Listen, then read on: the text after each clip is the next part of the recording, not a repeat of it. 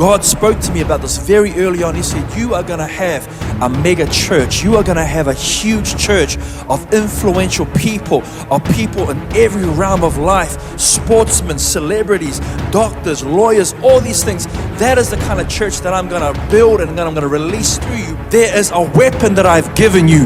There is an armory that I've opened up, and within that armory, there are people that I'm calling to go into the sports realm and allow the kingdom of God to burst through. A mega church in this nation is a church that is highly influential, a church that is setting a new standard, a church that is becoming an example of the answers that this nation needs.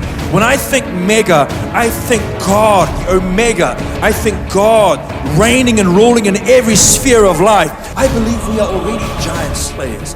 As soon as you think it, you are it. Your ability to sing is not just a gift from God, it's a weapon of God. Your ability to play sports, it's not just a gift of God, it's a weapon from God. And love is the most powerful weapon we can yield upon the world. Love is what caused God to release the most dangerous weapon upon the earth, Jesus Christ. When he says perfect love, also known as God's love, it drives out all fears. You're using, embrace, love, affection as a weapon. I fought it with the weapons of God. The enemy begins to leave because God says you have no room there, because there's no hatred or anger, there's only love. So God is saying, you want to change a nation? You can't be like the church of old seasons and the old times. You can't be the you of the old. That's why Jesus came to set the old free so the new has come. Because it's not the old us that's going to do this. It's the new us. But we can only be new in Christ. So the old us, the fearful us, cannot bring the change that God desires for our city and our nation. The old us that is always saying, I'm not the right person. Who, me? Not me. I can't speak. I can't even look people in the eye. Go look for someone else. God is saying, you know what? My word will come to pass. The choice that we have, though, is whether it comes to pass through us or whether God will have to look for another generation. Fear has seen many people in God forfeit the eternal purpose and live a substandard life. Become comfortable, become settled. There are many pew warmers in churches today, making it a big deal that they came to church in the first place. Praying, God, yes, it is your son here who has attended church services every day this week. I am mighty, I am holy in your wonderful name, Jesus. God is saying, that's not the fullness of why I put you upon the earth. But you see, our measure and our standard has allowed us to come to a certain point, but God is now calling us further. And as Bila said earlier, calling us deeper. There's this purpose that I have for you. There's this call that I have for you. You know, Gideon in the book of Judges would have been happy threshing wheat all his life.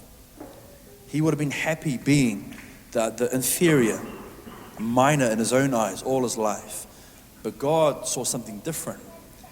He said, that's not what I created you for. That's not who I made you to be. When God came down through his angel and he began to speak to Gideon about his purpose, what was the spirit behind Gideon's response? Fear. But if Gideon had allowed fear to stay with him and continue to define his perspective, God would have had to look for someone else to set a nation free. How many times has God spoken to us here in this room and said, this is what I've called you to be and to do? How many of us have responded with, no, that's too big. That's out of my reach and ability. I'm afraid. I can relate because God spoke to me and he said, Afi, I want you to preach my word with authority and boldness. And I said to God, God, I can't even get a sentence out without stuttering. I can't even look people in the eye without getting nervous and having anxious outbreaks. I was afraid. I was fearful. And God looked at me. He didn't say, oh, you stupid coward. God spoke the eternal me to arise. That's why for me, Gideon is a very special passage in the Bible, because it denotes my encounter and it denotes my journey with God. And I look at this day and I say, God, where we are now as a family, as a person, and where I'm still going would not be happening if I continued to let fear be the king of my life. If I continue to let fear be the God of my life. And he gave me a simple passage, and many of us are familiar with this, and we use this for different reasons. But I want you to turn me to 1 John 4. 1 John 4 says this: you, dear children, are from God. Everyone say, from God. And have overcome them, because the one who is in you is greater than the one who is in the world. I read that again. You, dear children, are from God and have overcome them, because the one who is in you is greater than the one who is in the world. Let me make a simple statement here. The reason why fear still dictates and determines a lot of our life is because we have it the other way around in our mindset. In our mind, this is what we're saying: greater is he who is in the world than he, God, who is in me. If God cannot redefine and flip that statement, we're going to continue to live in fear. We're going to continue to let fear dictate where we walk, or if we walk at all. God showed me this whole thing, the statement. Have you ever heard that saying, paralyzed with fear? That's what we become. You may be still walking, you may be still working, you may be still earning money, you may be still out and about your daily business, but that's all within the realm of what you are familiar, comfortable, and able to do.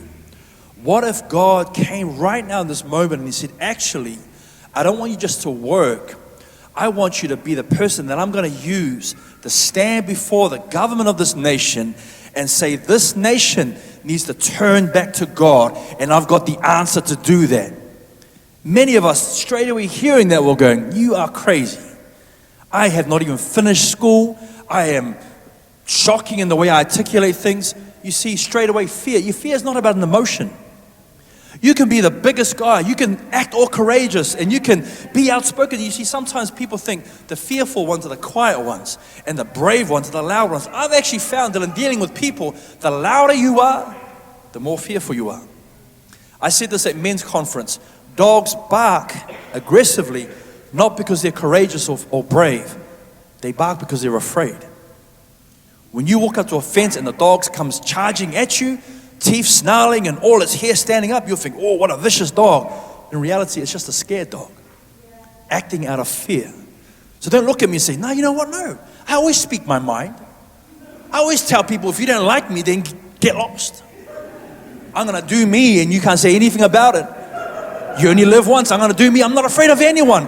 Most of the times they say that over and over again because they're afraid of everyone. They're afraid that they're never going to fit in. So the best way to deal with that is just to hate everyone. Fear drives that.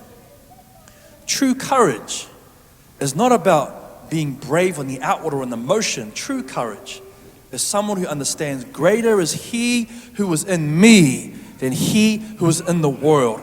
When you understand that concept and that truth, that's why I want to bring this beyond just an inspirational thing you use. I got my job interview today. That's it. Greater is he who is in me than he who is in the world. I'm going to ace that. And then once it doesn't happen, or once that moment's finished, you revert back to that former position. God is saying, I don't want to be a momentary visitation. I want to establish this as a mindset that you have. If you chase this as a feeling, God is sending us into places where we are not wanted. We think that all the doors are going to open and everyone's going to say, come, come. Many times when you're following God and the purpose and plan, there are going to be more voices saying, get out of here. There are going to be more voices saying, we want to kill you. There are more voices that are saying, we don't want you here. And you know what? The more those voices carry on, the more those voices racket around our head. If this truth isn't real in our mindset, guess what begins to happen? You start saying this in your spirit. Greater is he who is around me than he who is in me. Because if it was true that greater is he who is in us than he who is in the world, my goodness, we would see some crazy things happening. We would see some people just going places they have no right to go, but they dare to believe. God is saying, I want you to go to territories. But I really believe God in this house, he is wanting to really change the mindset in this house. What are you afraid of? Is it just a simple thing of, I'm afraid to let go of my life and lay it all down for God? That's why we have churches filled with people who are confronted and content with sitting in the seat. But God is saying, I've got more for you. We're afraid. We're afraid to step out and say, God, I want to be used by you to the fullness of the call upon my life. Many people in this room, I believe there's a call and there's a mission for you that you are shortchanging yourself on out of fear. I see you doing things and being in certain places that right now in your current mindset, you are still fighting God on. You're still being a Jeremiah of the old. Look at Jeremiah, a key prophet in the Old Testament. He was a prophet that was mandated to bring correction and alignment back to the nation of Israel. Israel was going crazy. They were worshiping Asherah poles. They were worshiping false gods. They were coming away from their commitment and their promise to God. Does that sound familiar? Kind of like our nations today. What's our national anthem? First line, God of nations, at thy feet. A statement that New Zealand is under God's authority, rulership, and dominion. That was our original intent. Now we see God of nations, aka the All Blacks. God of nations, aka whatever other things that we're worshiping right now. God is saying, I need a Jeremiah, just like I used Jeremiah in the Old Testament, that would come and say, you know what, all right, we need to bring some order back to this nation. Israel, you are playing up. Israel, I'm sorry, I'm not the prophet to come and make you feel good about being the chosen people. I'm actually the prophet that's coming with a word to say, get yourself back into alignment. There will be consequences. That's why Jeremiah fought it, because God spoke over him. He said, I've appointed you, the Bible says, to be a prophet to nations. And at first he was like, awesome, great, I love that. But then he said, wait, hold up. I haven't finished. Part of your call as a prophet to nations is to what? Tear down and uproot. Can you imagine Jeremiah? What? Tear down? Uproot? You mean cause trouble? You mean shake some things up? You mean get on the bad side of people?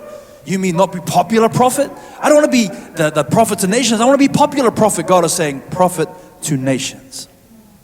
And then Jeremiah responds again, I am too young. Who here has ever said to God, I am too young? Not an age. I'm even talking about I need more time. I need to be perfect. But God is saying, no, Jeremiah, let me finish. I want you to tear down. I want you to uproot. And I also want you to build and to plant. So I don't want you just to be a wrecker. I want you to be a kingdom builder. I want you to be someone that I will use to go to cities and nations, bring everything down that is not of God, and begin to build things up that are of God. Jeremiah responds, I am too young. I cannot speak. God replies to Jeremiah, I will put my words in your mouth. You see, sometimes we've got to understand God doesn't even react to fear. True? God doesn't, he's not even moved by fear. If he was, then he wouldn't have used Gideon. He wouldn't have used Moses. He wouldn't have used Jeremiah. He wouldn't have used Joshua. In Joshua 1, God says to Joshua 3 times in a conversation that only lasted 40 seconds. Can you imagine just me and you sitting down, 40 seconds? Don't be afraid. Don't be afraid. Don't be afraid. There's this common theme. So all I'm hearing is, I'm not hearing the other words. All I'm hearing is, don't be afraid. Don't be afraid. Don't be afraid. 3 times in Joshua 1, God spoke to Joshua, do not be afraid. Because there are lands that you need to take, territories you need to possess. God did not respond to fear. When Gideon said, I'm the least, we're the lowest, he said, arise, mighty warrior. When Moses said, I cannot speak, he said, don't worry, I'll send Aaron along with you. He'll be your spokesperson. See, God always has a way around. When you're courageous, there's always a way. When you have no fear, you don't say, oh, you know what, we can't do this, let's go away. We can't change a nation, let's just have a nice church. When you are courageous, you will have this attitude, there is always a way. Jeremiah, you can't speak? Here, I'll put some words in your mouth. Gideon, you're a coward? Here, I will release courage upon you. Joshua, you're a bit timid, you're a bit shy. I will speak to you and declare my truth that will make you one of the greatest leaders that we saw in our time. Joshua generation. You know what Joshua became? A man who led the people to possess the promise of God. Armory of God, people of God. God is calling us to be a people who are courageous. Turn to the person next to you and say, be courageous. I love this. Sometimes we are afraid of the process. Everyone wants to have abs. No one wants to engage in the process. Everyone wants to look a certain way, but no one wants to be. Everyone wants to be a doctor. Everyone wants to be a lawyer. Everyone wants to be an All Black. We want to be all these things. Yeah, go All Blacks. But we should be saying the same thing to process. Yes, All Blacks, yes, process, yes, even more so. Why? Because you're not just wanting to be it, you're willing to go through the journey to become that very thing. James 1 verse 2 to 4 says, consider it pure joy. This is the attitude of someone who's courageous. Consider it pure joy. Everyone say joy. My brothers and sisters, whenever you face trials of many kinds. What kind of people smile when they're going through process? What kind of people are saying, what kind of week have you had? I've had the most joyful week. I lost my job. My wife wants to beat me up. I'm feeling like crap right now. But the joy of the Lord is just overcoming all of my life. Why? Because you realize I'm not just being afflicted. I'm being perfected. I'm not just being punished. I'm being polished. I'm not just being traumatized. My goodness, I've been brought to this place of absolute refining and purifying and dealing with, because your mindset is different. It says, consider it pure joy. Everyone say joy. So when your family are persecuting you, don't fall on your knees and say, God, this Gethsemane moment. Why? You stand there and you smile and you say, I thank God for persecution. I wouldn't be where I am today. People say to me, you know, I'd like to sit with you and pick your brain about how you articulate things and how you talk and all these different things. I look at them and I say, don't pick my brain. Go through your process. We are here today not because I sat there in front of books and videos and colleges and schools, not saying that they're bad, but God brought me to this place because of process. My attitude and my mindset, I couldn't be afraid of my process. Turn to the person next to you and say, don't be afraid of your process. Consider it pure joy, my brothers and sisters, whenever you face trials of many kinds. You love all sorts of punishment. I'm feeling a bit sick today. Awesome. Time to encounter the healing power of God. I'm broke this week. Awesome. Time to encounter and demonstrate God's supernatural provision. No one likes me. Awesome. It's my time to say, God, that I'm loved and accepted by you. I may not be popular, but I'm going to have impact. Whenever you face trials of many kinds, everyone say many kinds. Because you know that the testing of your faith produces perseverance. When you are courageous, you have the ability to persevere. You are able to withstand seasons. You are able to withstand certain things in your life because you realize courage forges perseverance, forges this new level of faith. Because you know that testing of your faith produces perseverance. Let perseverance finish its work so that you may be mature and complete, not lacking anything. Pure joy that face trials of many kinds because you want God to test your faith. Many of us want to be something, but we're not letting God test us. It's like me saying, I want to be a lawyer today. I don't want to sit the exam. I don't want to go to law school. No thanks. I'd rather just party my life away, watch TV all day, but just give me the degree to be a lawyer. They'll look at you and say, you know what, we're going to put you in jail instead. You want to be this, but you don't want to go through the process to become that. Giant slayers, yeah. But no one wants to go through the process of becoming a giant slayer. You can't just walk around and say, I'm a giant slayer, I'm a giant slayer. The first giant you come across, oh, see you later. Oh, take me back to my lions and bears. Take me back to my trolls and my little dwarfs and my little small things, hobbits or whatever you may write to. God is saying giant slayers, birthed by faith, but fashioned, crafted through process. You got to have some lions and bears in your life. Amen? David didn't just walk up one day to Goliath. He'd been fashioned through many kinds of trials. A lion here, a bear there. But he proved himself faithful. If you can face a lion and a bear, you become pretty brave. Because I can't think of any more terrifying animals than lions and bears. So you know what? To him, Goliath was like, it's just another ugly bear. When you have that mindset, when you come against, you see the spirit of fear comes to bring intimidation. It comes to try and bully you. It comes to try and stand over you and intimidate you with a size. We are the government of New Zealand and we've been here for 200 years and you come with your little word of the Lord. Who do you think you are? And they stand over you and this is what people are doing to the church today. This is why the church and the state have become separate. Because the state's risen up and said, you have no place in our nation. No thanks. And the church has said, okay. Yes, Mazza. Yes, sir. I'll bow down to, yes, sir. Yes, sir. It's just cowered away. There's no doubt we've got giants to deal with in this nation. But I believe for us, it's the fashioning and the crafting. And I want to believe one of the key characteristics of a giant slayer is courage. Do not be afraid.